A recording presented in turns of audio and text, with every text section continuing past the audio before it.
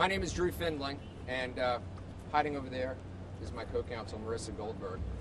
So we represent Natalie White, and most of you joined us this morning in a hearing, at which time we moved for bond. We had hoped there to be a signature bond, and as I've told some of you previously, really the logic behind that was, although the cases are technically not connected, we all saw a hearing last week where an appropriate bond was set for an officer charged with aggravated assault, looking at 20 years in jail. And we thought that was an appropriate bond and a fair bond, and he got a signature bond. In like fashion, we had hoped that Natalie White, who was 29 years old without any criminal record whatsoever, would receive a signature bond. But as things go, she didn't get that. But as you noticed, the judge did say at the end, he'll revisit some changes and modifications as time goes by, and we'll probably pursue that in the near future. So the bond is that she can't communicate on social media, and she will have to have an ankle monitor, GPS monitor. And so we'll probably move in short order to see if we can eliminate that. So, you know, that's where we are right now. A couple things that I wanted to make clear and continue to reiterate. First, I want to thank all the people out there. It's kind of blowing our minds that are sending us emails, text messages, messages via social media that want to contribute legal fees, help with bonds, help with costs and all that. Whoever you folks are, that is certainly generous. And on behalf of Natalie and her family, we really genuinely appreciate that. The other thing that I want to make clear is that I also want to thank the people that have sent us so many different video footages that some of you recorded, some people did on social media, which of course reinforce, which is the obvious. And the obvious is that Natalie White did not start a fire. So that is, as I've said before, just silly.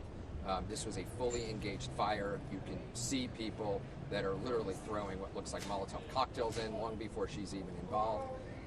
It just so happens to be that everybody in the world heard her name on a video, and of course she made no attempt whatsoever to secret her appearance, no attempt to conceal her identity. She just walked up. So that's how it was determined that she was Natalie White. There wasn't some incredible sleuth work done or anything like that. It was fairly obvious. And I also want to make sure that I correct one narrative, and that narrative is that I want to thank the District Attorney's Office for being in constant communication with us. We heard over the weekend there was a warrant.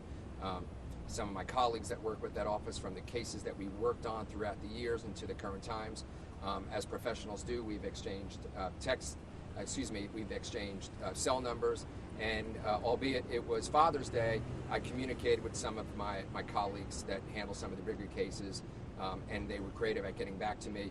We stayed in communication, and as so often happens in so many cases that I've worked, that a lot of you are involved in, you try to work out how to turn somebody in. We're not talking about somebody that's been on the run and is, you know, out there escaping, but somebody that's a member of the community, and you want to try to get them in an orderly, safe way. And that's what we were doing, and that's what took place. So any type of narrative that this was a joint effort of incredible law enforcement sleuth techniques to find out where she was, again, is silliness, because I've been in contact, my office has been in contact with the District Attorney's Office. And so I want to thank the District Attorney's Office for staying in contact with us and staying in constant communication, so we can arrange her to be turned in. And so that's what's really important to me. I also want to emphasize one thing that's really important and is really bothersome to me. And that is that you could see in social media that there was a picture taken of Natalie White that was taken in my office. And we were told when she was taken into custody that that was a before and after, because she was going into an unmarked vehicle. And so Ms. Goldberg and I were there for that. That struck me as a little bit strange. But nevertheless, out of respect for law enforcement, which our office will always do, because we are in this business of defending criminal cases, they're in court all the time with law enforcement, dealing with prosecutors both here and nationally, we made sure that we complied, and her picture was taken. We offered to escort her, and we did. And then out of nowhere in social media, the picture of her in the sanctity of her lawyer's office, guaranteed to her by the United States Constitution, was breached. There should never have been exposed a picture of her in her lawyer's office being taken into custody. I don't know how that happened. I don't know how that picture was disseminated and law enforcement used it, but that was unfair, because the sanctity of your lawyer's office is precious when it comes to our United States Constitution. And why I'm so offended by that and so concerned and feel the need to express that to you, as well as Ms. Goldberg does, and that is because we are living through a time, we can all agree, when there is a tremendous amount of mistrust of law enforcement.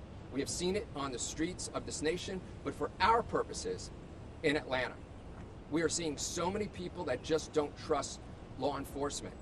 And that narrative is not dissipated in any way when someone works out a amicable, affable, and honorable agreement to have somebody turned in, and then a picture is taken and then somehow shared with other law enforcement agencies and made that a way of promoting those respective agencies. Breaching the sanctity of a lawyer's office is beyond anything that I can understand, and it does nothing to try to reestablish the credibility of law enforcement during a very, very difficult time in our society when it comes to the relationship of law enforcement and our citizens. We, as officers of the court, try to do everything we can to address those issues, whether in our cases or through our bar associations or through civic activity. But when things like that take place, that is very, very disturbing, not only in this case, but generally speaking. So that being said, Ms. Goldberg, anything to add? Question was, which jurisdiction was it that took that photo? Are you speaking about the U.S. Marshals? Are you talking about Gwinnett County Sheriff's Office? Was it another agency? Do you know specifically who took that photo? U.S. Marshals Office took the photo. Whether or not I did not see them post it, but other people posted it. So I find no fault with them. Right. I don't. But that was who took the photo. That's who took the photo. How it got shared and what other people tended to do with it, other agencies did with it, I have no idea what decisions were made. But I'm going to say again, that does nothing to address the lack of faith that people are feeling right now. And so I am really, really bothered by that. And so, you know, for some of you that know me and know that I last year was the president of the National Association of Criminal Defense Lawyers. I generally speak almost every week somewhere in the United States. And let me tell you, this is one that I will be sharing and that will be of deep concern to me as well as many of my colleagues. And let me tell you something, that is not to say that prosecutors that I know would not be upset by that, because there are many, many prosecutors that would be disturbed by that, because anytime you mess with the Sixth Amendment, the right to counsel, you mess with the ability of a case to sustain and have and last. So I feel compelled to share that, because that social media, you know, this world exists on social media now. Like it, love it, disdain for it. It's how people communicate. And apparently law enforcement feels that social media is so important that they use that picture for their own purposes. And so I think it would be remiss of me on behalf of our client, who exercised her constitutional right to confer and consult with counsel, and that right was somehow breached, to raise that issue. Are you going to be pursuing any kind of legal options in response to that? I can only say that I have made my feelings known. I won't be specific to prosecutors, and without naming specifics, I feel like I had an empathetic ear, because those that know how to play by the rules, whether prosecution or defense, know you abide by the rules. When you don't abide by the rules, cases topple. They topple like dominoes. And so what happens is 1-year cases become 3-year cases. 3-year cases become 9-year cases. And that's what happened. So you're credible, you're honorable, and your prosecutors with integrity are very disturbed by things like that. And I made sure that my voice was heard, And I felt, for at least the time being, my voice was heard. Drew, you said Natalie did not set the fire. Was she there that night, though? And if so, what was she doing there? So I'm at this point in time, we'll I'm sure things will develop with the passage of time. I'm going to continue to stand by my commitment to not talk about any specifics regarding the relationship of Natalie and Mr. Brooks. Perhaps that will be relevant down the road, but I don't think that 24 hours after a gentleman's funeral while his family is grieving is time for me to address that at all. I can just say that she is the Natalie White that was referenced, and that Natalie White was present. We know that she was present. We're not going to play make-believe that she wasn't present. But I will say this. There were many people that were there, and there were many people that were expressing a frustration and a shock and an awe of what had happened regarding the death of Mr. Brooks.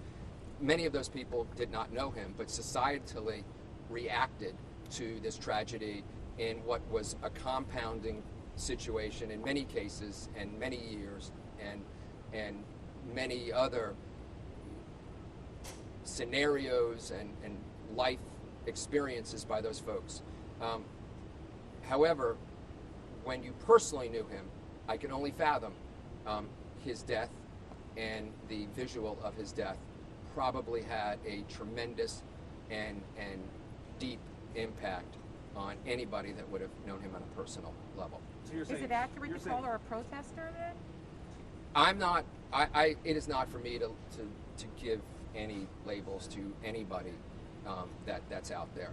I'm just not in a position to do that. Does she have any kind of statement in his honor or in his memory that she would like to say? Anything that she says would be attorney-client privilege. No, that she would like to release publicly? I'm not aware of that right now, but certainly, we can address that down the road. But, right now, she's charged with a crime, and that has got to move to the top of her concerns. We heard you in the hearing push. So that's a really good question. One of the things that we wanted to make sure of, and why we're here, is to meet the bondsman and make sure that after the hearing, she did not go back to Union City. So as a lot of you veterans know, we house our women in this county that are incarcerated in Union City. And, it's, some of you know, that is a brutal ride. And once you get there, you fall into the abyss.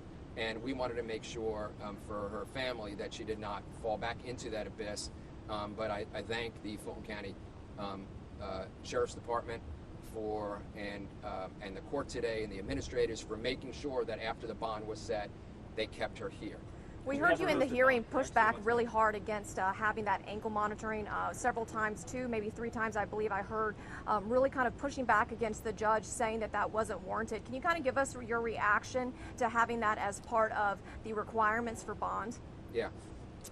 So that's a good question.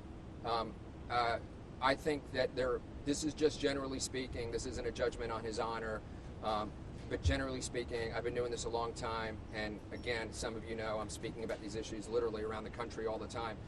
I think that, number one, ankle monitors are financially unfair. I think that to give somebody the responsibility of basically making a car payment every month is financially very taxing on people, and I think that ankle monitors are dehumanizing. They are what I consider to be modern-day shackles. And any time that we have to put shackles on the citizens of this country that are presumed innocent of a crime, I'm offended. Who covered her bond, Drew? Right now, her family has worked on that. Where they got the funds from, I don't know. I just know that we've accompanied her family here, specifically her mom, and they've just been working on it and trying to make it happen. That $30 a day fee that you kind of talked about during the hearing today that will go along with that ankle monitoring, do you have any idea if the family will be able to continue to afford that, or if funds are going to be raised to contribute to paying that bill? Yeah, so another good question. I mean, right now, they're looking at this kind of day by day. We are, whether this is real or not, I have no idea, but there seem to be some really generous people in the community that are sending Ms. Goldberg and I text messages and DMs and all kinds of things, emails, phone calls. My office, the phone is ringing off the hook from people asking if we have a GoFundMe account. Do you? And so, Is there one? I barely even know what a GoFundMe account is. I mean, it sounds like Go Fun. I thought that was, let's have a good time. But so apparently it's, I don't know a lot about it, but I guess I'll learn in the days to come. So what is it about Natalie? Why do you think all these people want to support her? What are they saying to you? So, another really good question. The only thing that I can fathom from, generally speaking, kind of giving a global perspective on the messages that I'm getting, is really echoing the sentiment that I expressed earlier. I think that as we interpret the messages coming in, there are people that you've seen that have demonstrated, not necessarily because they knew Mr. Brooks, but because they're so sad by his death, and they're so sad by the circumstances leading up to his death, and they're so sad about many other events that have taken place in Atlanta, around the country. And then from their messages, they say, if we're sad, if we're upset, then somebody that knew him and was friends with him and cared about him must have been just as upset. And so that's the gist of the messages that we're receiving. How much longer do you think before she walks out of here? That's a personal question for you. I get it. You got to go home for dinner. Listen, man, it is a long process. We're shocked occasionally, and it happens in a few hours. But you might want to start ordering pizza because it could be 24 hours. And just to make sure I'm clear, you're admitting that she was at the fire but had no role in starting.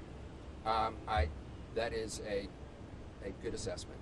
And Drew, real briefly, I know you said you've known Natalie, I think, since she was 8 or 9 years old. Yeah. Are you close with the family, and are you covering this case pro bono? I'll leave the relationship I have with the family for you all to figure out. But I, for many years, have been, I don't live there anymore, been really committed to the Norcross community. So if you know anything about Norcross, people in Natalie's age group, like my kids, refuse to say Peachtree Corners because it's Norcross and it's Norcross High School. And if you know anything about Norcross High School, it's been featured in the AJC as an incredibly diverse, amazing school in an amazing environment. And through those years, I've stayed really committed to those kids, and I've helped kids in cases that haven't had one penny to pay for anything.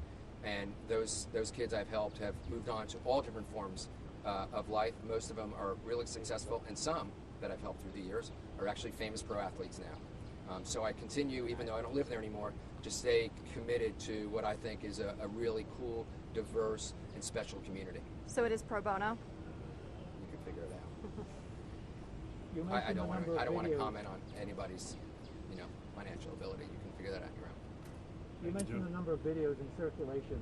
How important is video evidence going to be in your defense? Well, I think everything's context, right? So it's just a matter of context when it comes to video. We'll have to take a look at those and put them in context. And so we'll see. Remember that video shows you not only Natalie, but the scores of other people that were involved. And even though they're uncharged, it just shows you that there were so many other people. And everybody's looking for somebody to blame because it makes a good story, and it's a distraction from the other things that are going on in our city. So Natalie White's the distraction of the day. All right, thank you.